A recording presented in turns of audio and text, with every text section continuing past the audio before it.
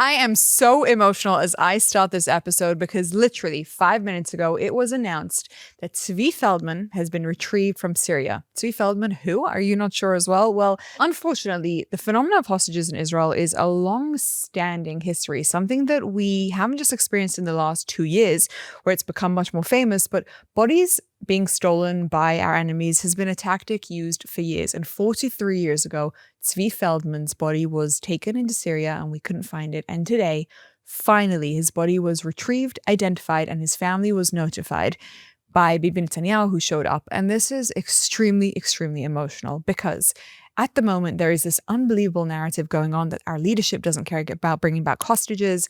And obviously, it's a very complicated topic. But to know that, yes, people from the past are not forgotten, that there is no Jew left behind, that still 43 years later, we are searching, we are looking for evidence, we are sending people into Syria to retrieve bodies so that families can have that peace of mind is a part of the puzzle, of the Jewish puzzle that just keeps on getting forgotten. And today we remember, we are so grateful that Zvi is home, that he will get the Jewish burial he deserves. And we hope and pray that this is what happens with all the rest of the hostage bodies that have been taken from us. And of course, the rest of the hostages come home alive. But first and foremost, hello and welcome to another episode of the Meira K Show, where we will be discussing, most importantly, is Trump turning on Israel? It's the question that everybody here in Israel wants to know. What is going on? And obviously, is the war happening? What's going on with the war? Internal politics, external politics. Welcome to the world's best reality TV show, Israel. So first on the list, has Trump turned on Israel? And you may be wondering why I'm asking this, but as of late, we've had some very, very confusing news coming from the United States, and it's got Israelis in a panic. It started off last week when, as we were recording the episode, a missile hit Ben Gurion Airport, which you may have heard of, and then flight cancellations. They didn't manage to intercept it, which was nuts, and everybody freaked out, and Israel didn't know how to respond. And then, out of nowhere, America announced that they have basically signed a ceasefire agreement with the Houthis, but they didn't include Israel in this agreement. We had some very good news last night. The Houthis have announced that they are not, or they've announced to us at least, that they don't want to fight anymore. They just don't want to fight, and we will honor that, and we will stop the bombings. People were like, wait, what? 1 second. Why has Trump just agreed to have the Houthis stop firing at American ships, but not Israel? And then Israel went and blew up the airport, which you may have heard of, like $500 million worth of damage to Yemen. And we kind of did our own thing militarily right after that, and America didn't stop us, but Israel was just very, very confused. And then we get this other report, which is also very weird, that maybe the Saudi Arabia peace deal is going to continue between America and Saudi Arabia, but Israel's also not going to be included in that. And then we find out that Trump's coming to the Middle East on a trip to visit the UAE, Saudi Arabia, and Qatar, but he isn't coming to Israel. And all in all, this panic starts to settle in, which is like, has Trump betrayed us? Have we lost out on this relationship? And I'm here to tell you that, guys, calm down. That is not what's going on. To understand the Trump-America-Israel relationship, you need to understand something about Trump. And that is that Trump's entire philosophy is make America great again. It is not make Israel great again. Okay? And as Israelis, we tend to kind of think that everything revolves around us, and that's okay because in many ways, the world kind of does sometimes. But specifically when it comes to Trump has a different way of looking at things. From his perspective, he wants to get as many ducks in order for America, and Israel is a very important ally in doing that. But at the same time, Israel, in his opinion, is a very capable country. We can do what we need to do. We have all the support that we need. We have military support, we have financial support, we have legal support, we have everything going for us, and America does need to intervene. And so, therefore, if the Houthis are firing at Israel, that's actually not America's problem. America needs to solve the Houthi issue for their shipping, for their oils, for their soldiers, everything that's going on there. And if Israel can be involved in that, great. But if not, Israel is more than capable of doing its own thing. And I happen to love this mentality. Look, it's a little nerve-wracking when you've gone from a country that's been so dependent on a different country like America, where Biden tells us that we can and we can't do things, so we do and we don't. And Trump says that we can and we can't do things, and we kind of listen to that. We've been so dependent on America, and I've been speaking about this from the very beginning on my platform. Our dependence on America is not healthy. as allies, you should be best friends, okay? You should support each other and help each other, but you shouldn't be dependent on each other to the point that Israel is dependent on America. And that's exactly what Trump is saying. In many ways, it's a backhanded compliment, funnily enough. Now, again, it's a little bit nerve-wracking, but bear with me for a second. Trump is saying, look, as America, I'm putting America first. I am not backstabbing Israel. Or at least that's what everybody in his administration is believing and coming forward and saying. I mean, he's chosen the most pro-Israel administration he could possibly think of, and he could have chosen a different one, just FYI. But he's basically saying, Israel, go do your thing. You wanna take over Gaza, I'll allow it. Go for it. But I'm not getting involved. I'm working on doing my own things from my own country. I'm supporting you guys and allowing you to do your own thing. Now you go take your independence and do what you would like with it. And Israel doesn't really know how to handle that. That's the truth. Israel's a little bit shaken by that, especially the media. Everyone's just freaking out. But the truth is, this is a good thing for the country. We are capable of fighting our own wars. We are capable of taking care of ourselves. We just have to step into those kind of decisions and make those decisions. And it's a new turf for our leadership. Again, it's a little nerve-wracking. And with Trump, you never really know exactly where you stand because, as we've said from the beginning, Trump focuses on America first. And that can come at the expense of Israel. It can. I'm not being naive about this. I'm not being overly optimistic, but I think we have to kind of separate between the two. Trump is not here to save Israel. Trump is here to provide and assist and allow us to do what we need to do, but then we need to go ahead and do it and not be particularly surprised when Trump says, okay, it's not my main priority. Look, Trump's had Netanyahu into his office twice since he's come into power. It's nuts, okay? He doesn't need to come visit Israel right now. He's going to go, and he's going to go meet with Qatar. And now we've just heard that he might be meeting with the head of the PA and the head of Syria. And I'm pretty sure there are going to be a lot of different things that go on that peeve Israel a bit because they're not exactly what Israel would want. And America will probably make sure that they're secure before they make sure that Israel's secure. And that's nerve-wracking. But at the same time, Israel is also very, very capable. We are very capable. We are okay. We're going to be good. And we've got support. We've got backing. And we've got Huckabee, who's amazing. Guys, did you see this tweet? I love it. I love it. It's just, as I said, the best reality TV show in the world. Huckabee comes out with this tweet and he basically goes on the Jerusalem Post. Now, I'm not here to bash on the Jerusalem Post. I bash on the Israeli media enough. Y'all know how I feel about this. But specifically, he comes out to say, look, everybody, calm down. America is still Israel's ally. We're just focusing on America first as well and allowing Israel to do its own thing and everything's going to be good. So if you're worried, if you're afraid, things might still change. We do need to be a little bit hesitant and watch it. But at the end of the day, the philosophy here is very clear. Trump puts America first. He is still an ally of Israel. Those two things can coexist. Israel needs to step up its game and respond the way we know how to respond. Hopefully, the Iran nuclear deal will actually move forward and that will be good for Israel. And if not, Israel will take its military steps. But this is a good example, another good example, right? So America's taken a much stronger line this week on the Iran nuclear deal. We've had a lot of kind of confusion. Where does America stand? Are they backing out? Or, Trump saying all these intense things, but is he really kind of going to actually back up his words? And this week they clarified, Witkoff made it very, very clear, we're not allowing them to have this uranium enrichment, which we've discussed so much at this point. But Israel, again, has the same exact philosophy. Look, if a deal is agreed, great, go ahead. And if it doesn't, then what we are going to do is we're going to go in and stop their military abilities. And that is the divide. That is what's happening. That's what's going on. So hold your horses. If things change, we'll report on it next week, as we always do. But for now, no need to panic. No need to fall into the media drama that Trump has given up on Israel. He is not. He still loves us. He still supports us. He just cares about America more, which is his prerogative because he is the president of the United States and not the president of Israel. Okay, and so on that wonderful topic of the craziness happening here in the Middle East, we need to talk about the war in Gaza, which is kind of a little bit at stalemate right now. And why do I say stalemate? That's not actually accurate. We've had an amazing response to the reservists, okay? 102% of reservists showed up for military duty last week. Now, how did 102%? Well, 60,000 were called up and more showed up saying, we are here to help our country, to defend our country. And this piece of news is beautiful and amazing because, again, Israeli media will have you believing left, right, and center that, morale's down and everybody's miserable and nobody actually wants to fight for the country, but it is not true. It's not true in the slightest. There's nothing about it that's true.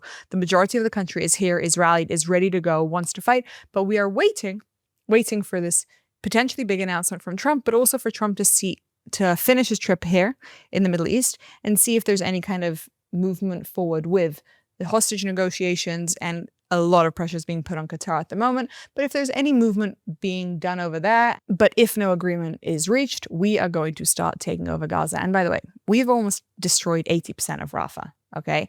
Rafah, that big chunk where we know a lot of the hostages were held, the part of Rafah. Why do I say over? Because Gaza is actually two cities. There's the upstairs and there's the downstairs. And the tunnel infrastructure is a lot more complicated, but we have destroyed almost 80% of Rafah, and it doesn't look like we're backing out of that. So right now, soldiers everywhere are kind of prepared. They're kind of alert. They're kind of ready.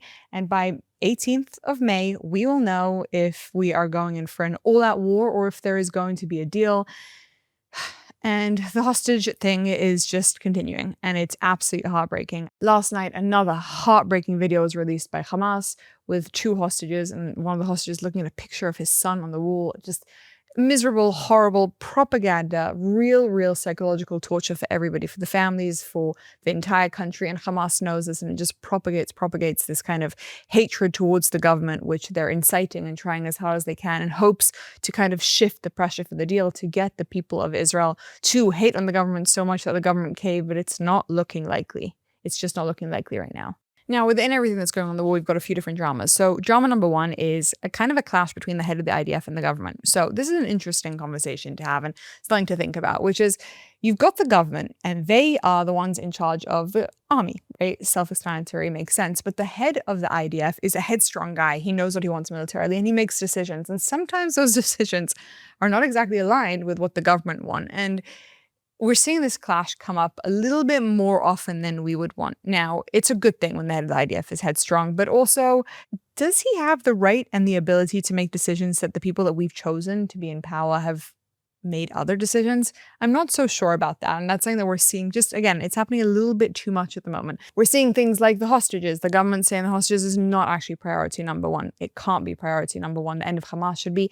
And then the head of the IDF saying, well, actually the hostages are the top priority. And so we're just kind of seeing a little bit of conflict there, and that's coming up a lot in the news, and it's something to kind of pay attention to, and we'll see if it escalates further. I don't think it will, because at the end of the day, both the government and the IDF are committed to serving the country and winning this war, whatever that takes.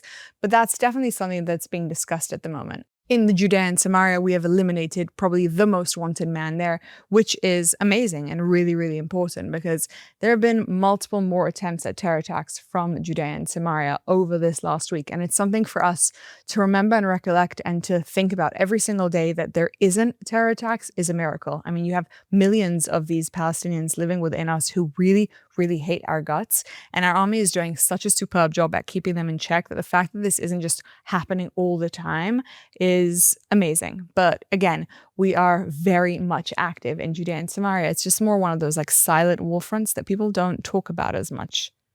And that's a good thing, because I think it would cause just absolute panic if we realize that really Gaza is a small country on our border, but the West Bank is within us. And if they acted as they could potentially, the ramifications that would be enormous. And it's really one of the bigger issues that we have to kind of look forward and look into in the future, and something that I think we're going to see the administration try and tackle, because there's an understanding of the fact that the consensus that we had with Gaza clearly didn't work, but the consensus that we have with the West Bank, which is, you know, just allow people that hate us to live amongst us, is probably also not going to work as well. So we have to see. There has been an attempt from different states in America to kind of recognize this as no longer as the West Bank, but as Judea and Samaria, as a sovereign land, as our home, and as our place that we should live in, and it shouldn't be illegal and shouldn't be considered occupation. But it's going to be a long journey to figure out how you navigate this kind of issue, and I'm interested to see how it goes. We've been attacking in Lebanon. We've been attacking in Syria. We've got this Druze hospital that we've opened up, if you've heard about it, which has been a little bit controversial, as people are like, why are we wasting our resources right now on helping Druze in Syria? But again, we spoke about this last episode. We talked about the importance of us having alliances with people in other countries that help our military operations. And so that's happening. And I think, honestly, a big part of us being so involved in Syria allowed us to bring our hostage home, which is amazing news. And again, just something to remember as we're talking about all the complications of the war, that good things are happening as well. Also announced today, Huckabee is saying that America is going to be continuing the aid into Gaza. Now, I don't like this. Yes, I know you can call me anything you want. You can tell me that I, believe in killing babies, etc., and all the things that I get comments about every single day. But no, I just feel very, very strongly that it is not our obligation to be giving aid over to the Palestinians. It is just not. Now, what it definitely isn't is something that we should be endangering our soldiers for. And that's what America is saying. They're saying, look, IDF is not going to really have to navigate this. We're going to do this. We're going to make sure it goes straight to Palestinians and doesn't have anything to do with Hamas. And we'll see if they'll be able to pull through with something that Israel failed to do for the last 2 years. Because as you all know, we've sent huge amounts of humanitarian aid into Gaza, and then Hamas just stole all of it and have used that to kind of keep the Palestinians down and to keep replenishing themselves, obviously not taking care of our hostages, because why would they do that? So it's kind of been, this aid thing has been something that has propagated the war, and in my opinion is very highly responsible for the length and for how long this war has gone on, and it's been way too long. If we had stopped the aid and not allowed the aid to go on from the beginning, it is really my personal belief that this war would have ended a while ago. But we were forced to for lots of diplomatic reasons, and so we did. But it stopped 3 months ago, and now we're hearing different people in America being like, this is not good, and we should send the aid back in, which again, I just disagree with. But if we're going to do it, then it at least cannot endanger our IDF soldiers, because that to me is the craziest thing of all. We cannot endanger our soldiers to take care of Palestinians. That is an absolute red line on my behalf, on my perspective. And yeah, I will take that till the end. Since we're talking about the hostages, we had another drama this week where, again, in more heartbreaking news, it became clear that it's looking more and more likely that there are actually only 21 hostages alive versus 24 that we originally thought. Now, just to clarify, this created a massive hullabaloo last week when Sarah Netanyahu said fewer and then Trump said 21 and everyone was very confused. Here's the gist, okay? There are 24 hostages that could potentially be alive. 21 of them are almost definitely alive. 3 we don't know. We know for a fact that 35 are definitely not alive anymore. So you've got 35 who are no longer alive and 24 who could be alive.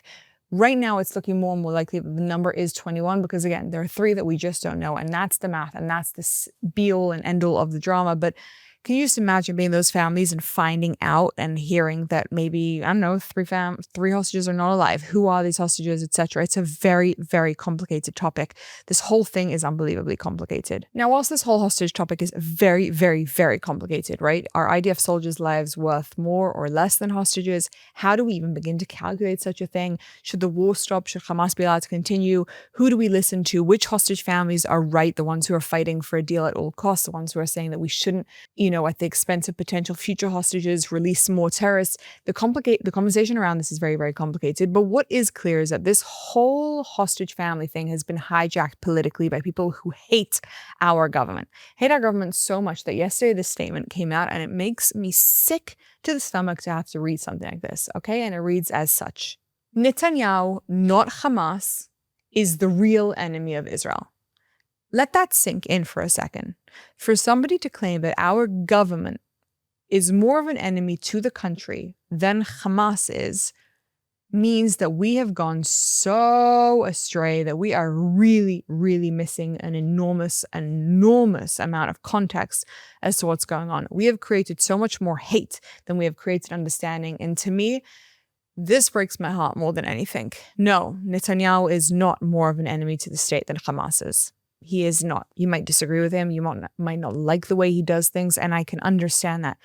But propagating this idea, and this idea is coming from the family of a hostage in Gaza. Now, I do not think the government has dealt with the hostage situation right. I do not think they have dealt with the families well. I think it's been a travesty from the beginning to end, honestly. But Netanyahu is not more of an enemy. He is not. And the fact that people feel that way is heartbreaking. And the fact that people are pushing that kind of imagery outwards is honestly not okay. And I think that brings me to this idea of us almost in many ways kind of idolizing the hostages that are come home. There's a media obsession with trying to get hostage statements and people to kind of listen to it as if it's solid gold. And as painful as it is for me to say, we have to remember that hostages are unbelievably traumatized. Hostages have been through a very, very, very hard time. And hostages have one goal and one goal only, and that is to get the rest of the hostages home. And I understand that, but that does not mean that everything that they say is God's word. It just doesn't. And I think that this obsession that we have with the hostages, this obsession that we have with the gossip around them and listening to everything that they have to say, it's just not exactly correct. It's just not the way that it needs to be. And it doesn't always make sense militarily. And so when you have hostage people coming out, families coming out, saying statements like this, it's unbelievably damaging and unbelievably irresponsible. And I think we need to say that and call it out. As painful as it is, I can't imagine being in their shoes. And I hope my sympathy is coming across and the pain that all of the country is experiencing is coming across. This is not a heartless statement, but it is something to be taken with a grain of salt. Just because it comes from a hostage family doesn't mean that you have to actually agree with it. It's okay not to. And this is something that I think a lot of Israelis are trying to kind of navigate. How do you have the sensitivity towards what they've been through and towards what they believe, but also at the same time, pull back and say, maybe this statement isn't correct, maybe this statement isn't factual. But talking about statements that are factual, Emily Damari this week called out the Pulitzer Prize award thing, which I don't think should deserve any of our attention. But if you didn't hear, this guy won a Pulitzer Prize despite coming out against like the Bibas family, calling Emily Damari like crazy things. And Emily said, you know what, guys, this is so not okay. I'm a living hostage. He spoke about me, and this guy is clearly just a liar and not okay. She's basically saying, guys, you're rewarding somebody who is propagating abduction, rape, etc. And it's very controversial, and I 100% stand behind Emily. You've got my back. I think you're brilliant and a legend and everything good in this world. And you're one of the hostages that really I hope one day to meet you. But it's bringing me to this conversation that I had on my Instagram platform this week, okay? And it became really heated, a super heated debate, okay? You may have seen this new Kanye West video, okay, where he has released a music video called Heil Hitler. And no, I am not joking. Now, my first gut intuition about this thing is anybody who's in this video, filmed this video, produced this video should be immediately blacklisted, immediately sanctioned, come off of them legally, sue them. I don't know. Coming out with a music video called Heil Hitler it's just another level. But then I have this kind of part of me that feels like, why the heck are we giving these people attention? I don't think that the way to tackle anti-Semitism is to focus in on it. I think the more we create hullabaloo, the more PR these people receive. And they shouldn't receive. Like Kanye West should just be bleh, just bleh. And not talked about. But at the same time, how do we not bring attention to such crazy things? And this is a conversation that, again, gets really, really heated because people in the United States, people across the world are really suffering and struggling with anti-Semitism right now. I mean, in Israel, we have our own form of it, but it's different because this is our state and there's a safety in that. But when you're abroad, when you're dealing with anti-Semitism, is calling it out, is focusing the media's attention on it the right strategy, or is it actually better to go after it just legally, to just create unbelievable ramifications to anybody who acts as an anti-Semite? And my gut feeling is to say, let's not give it attention. But at the same time, there also needs to be awareness of the fact that anti-Semitism has grown so much. And on that note, welcome to our new segment, Meira Reads a Book. Who's Afraid of the Big Bad Jew? So I read this yesterday, and guys, I was very, very, very impressed. So this was written by Rabbi Rafal Shor, a mentor of mine, somebody that I've known my entire life. But this book is the answer to if you're trying to figure out what the heck is going on with anti-Semitism at the moment. Why does it exist? Where does it come from? How do we respond to it? What is the point of all this? There is so much confusion around anti-Semitism, and he does a great job in breaking it down. Now, this is not an advertisement. This is actually my personal recommendation because I've been trying to figure out for a while, what is the point of anti-Semitism? Now, Rabbi Shor jumps and dives into the idea of if we want to understand anti-Semitism, we have to understand anti-Semites. And he starts with actually trying to dissect Hitler's narrative, talking about Kanye West, right? Hitler's narrative. What did Hitler believe? Because maybe in what Hitler believed, we can find the answers, and find the answers he does. If you are somebody right now struggling with anti-Semitism, if you're somebody right now who's confused by anti-Semitism, I can't recommend this book enough. I really, really think that you should read it and take it very, very seriously, because not only does he help you understand what is this mutating virus that is so confusing that makes the whole world obsessed with us, but really, if the whole world is obsessed with us, maybe there is a reason for that. And maybe if we tap into that reason, everything can change. And maybe that in its essence is the root of anti-Semitism. Maybe it's not here just to create fear. Maybe it's here to teach the Jewish people something. And I love the lessons that I learned from this. So this is my recommendation for the week, to understand what was Hitler's philosophy? What is anti-Semitism? Why is it coming at the Jews? Is there anything that we can do it? How should we be tackling it? What does it mean for me as a Jewish person that somebody hates me? Is there a logic to it? Does it make sense? All of those questions, which are questions that I've had, I now have the answer to. So that's for this week's recommendation. And don't forget to let me know in the comments for next week which book you would like me to review. I can genuinely think that some of the things that I read in here changed my entire perspective. Most importantly, the thing that I love the most about the book is that instead of it just creating this like fear mongering and, oh my gosh, the whole world's falling apart, anti-Semitism is getting so bad, how are we going to navigate it? It actually reminded us that we, the Jewish people, are the solution. We can bring the light. We can solve it. And Semitism is not something that we just have to kind of accept. It's something that we have to learn to navigate from it. And it was unbelievably empowering. So go ahead, read it. Let me know your thoughts in the comments. And next week, we'll discuss my next pick. Okay, so enough about anti-Semitism, which again, as we have said, is rampant and rising and really, really scary. And if you're somebody who is struggling and afraid right now, not only should you read this book, but you also need to go out there and figure out legal ways to fight back. You as a Jew do not need to live in fear, okay? I've been getting messages about this all the time. People saying you're so insensitive. How could you say that the way to respond to anti-Semitism is to just ignore it? And let me be very clear. I do not believe that we should ignore it. I don't think we should be highlighting it. I think that we should be fighting back, but actually fighting back, not by creating more media buzz around it, but by legal ramifications left, right, and center. So if you're unfamiliar with things like Canary Mission or the Lawfare Project or people out there who are doing real tangible things, get familiar with it. You as a Jew have every right to stand up for yourself. You as somebody who supports Jews, you as somebody who believes that Jewish people should not be persecuted, go out there and help the people who are actually fighting back, because we do not have to take anti-Semitism lying down. We just don't. Those days are over, and that's what the state of Israel is the ability to fight back. So remember that. Do not be afraid. It is scary, but do not be afraid, because we are the light and we can make the difference that needs to happen in this world to eliminate anti-Semitism, or at least learn what we need to and shine bright. So we've discussed anti-Semitism, we're discussing Iran and the Middle East and everything that's going on with Trump and the complications of the war and the hostages. And there's still a lot of internal drama going on in Israel. And I want to talk about this for a second because I think it's really, really important conversation for us to have.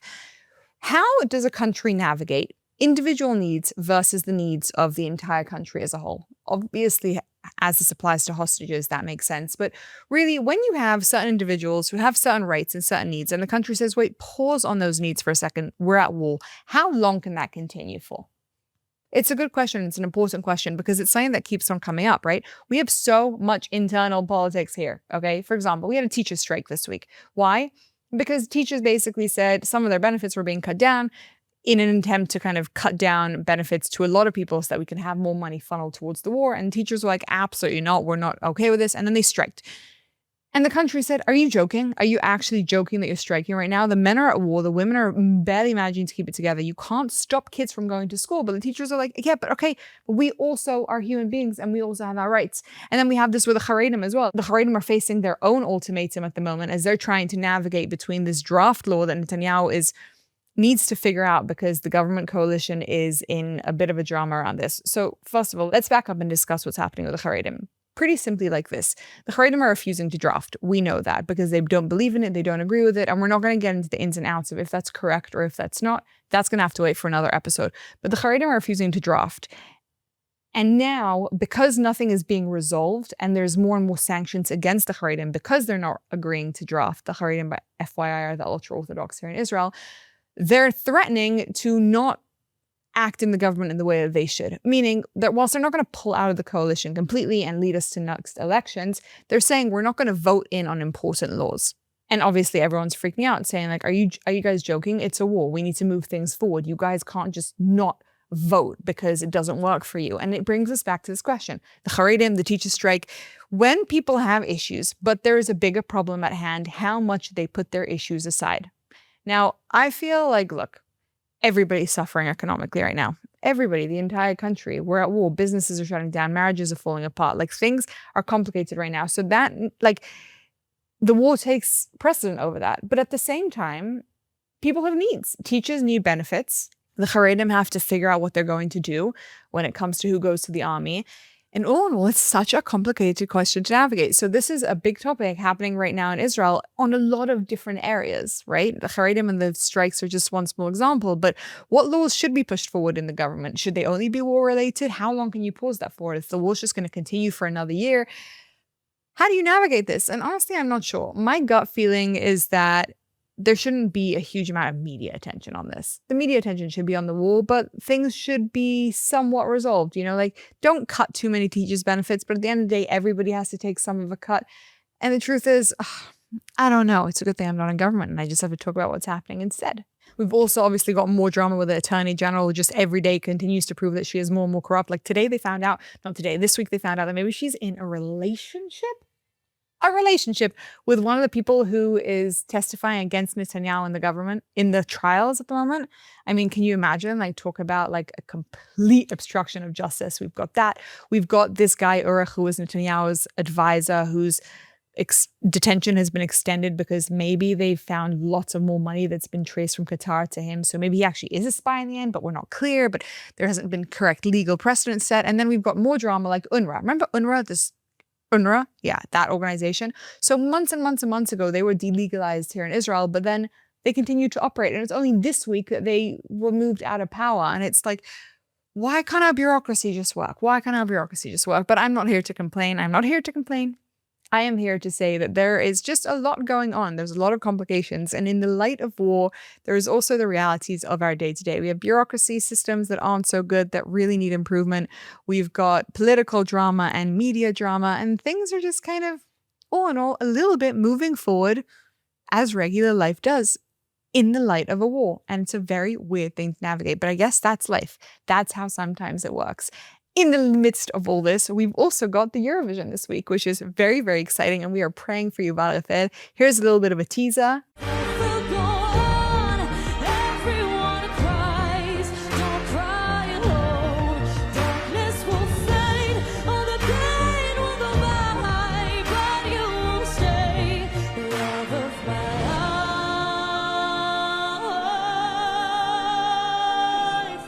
And I just can't wait to see her shine on that stage and show the world who is boss. And so on that note, we have talked about not just the Trump situation that's going on, don't worry, everything's going to be okay, but also the complications within the country and the things that we are navigating as a Jewish people, as an Israeli state.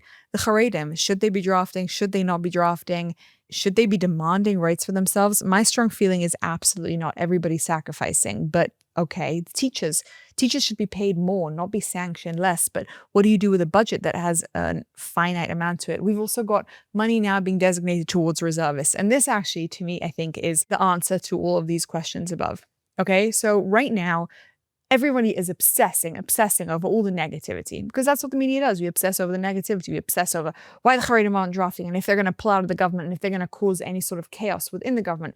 And we have the teacher strike. But at the end of the day, we should be focusing on celebrating the people who are doing so much good for the country. That should be our entire focus. Lag BaOmer is coming up this week. It's the holiday of fire. It's a really weird, spiritual, Kabbalistic day where everybody lights bonfires. And obviously because of the fires during Independence Day, people are being very careful this year and it's under a lot of observation. But we have fires to light up the country and to remind everybody that, there's something so miraculous about a fire. It goes up instead of going down despite gravity. This is something that I hope that we can remember as a country. It's time to focus on the good and the positive that's happening. Right now, we have so many thousands of reservists going into the army. We should be supporting them and celebrating them. And a bill is being passed, I think, as we speak right now, to up the amount of benefits that they get, help them to buy homes, help them to survive financially because they're taking such a hit, they're taking such a toll. I think that's where our area of focus should be. On the people who are serving, on the people who are doing good, on the people who are really, really trying to put their lives on hold and to sacrifice and do for the country. The question of how much a person should be taking versus giving at a time of war is a really complicated one to navigate. I understand, and I think a lot of people do. But that's the note that I kind of want us to end with today. You've got the Haredim who are demanding their things, and you've got the teachers who are demanding their things, and you've got the bureaucratic system that's failing, and you've got so many things that are going bad. You've got the media that's lying, and Urich who's maybe spying. There's all these different things going on. The Attorney General demanding this, and the Shin Bet demanding that, and Trump demanding this. But at the end of the day, let us all focus in on how we can give. on how we can contribute, on how we can do more for the country, not just take. Because that's what gets a society going. That's what keeps us running. And that's what makes the Jewish people so beautiful. That's what makes Israel the most amazing nation of all. We're at war, but we're building hospitals for Syrian Jews. Isn't that amazing? We're at war, but we're still focused on finding hostages from 43 years ago and bringing them home. We are at war, but we are working on moving forward bills to help the reservists to rebuild the economy. I think that should be the focus of everything that's going on right now. The context. Yes, Trump might be turning on us. Probably not, but he might be. And yes, things feel really dire and scary and confusing. But at the end of the day, so many more of us united than the media will have you believe. And that's the note that I want to end on. Let's focus on the good. Let's focus on the positivity. Anti-Semitism is rampant, but we can fight back. And you have the ability to fight back. The Eurovision, so many people want Yuval not to perform, but she is, and she's going to be on that stage and she's going to blow them away. And so that is how we are going to end today's episode. We'll see you here next week to review the semifinal, to discuss all the rest of the drama that's exploded in just 1 week. And I don't know how we do this every time in such a more short amount of time, because there's so much going on and I could just talk forever and forever and forever, but unfortunately we can't do that. So I'm Meira, and I will see you next time.